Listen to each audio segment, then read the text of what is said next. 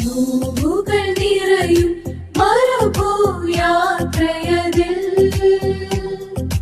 ഭാരങ്ങളേറും ഈ ലോകവീഥിയതിൽ നോവുകൾ നിറയും മരുഭൂയാത്രയതിൽ ഭാരങ്ങളേറും ഈ ലോകവീഥിയതിൽ చంద్రశేఖర్ సాగు కావ్యకి శుభాకాంక్షలు తెలియజేస్తున్నాను. కుటుంబ జీవితంలో దేవుడు ఎక్కువగా అనుగ్రహ ఆశీస్సులు తెలియజేయాలని ప్రార్థన చేస్తున్నాను.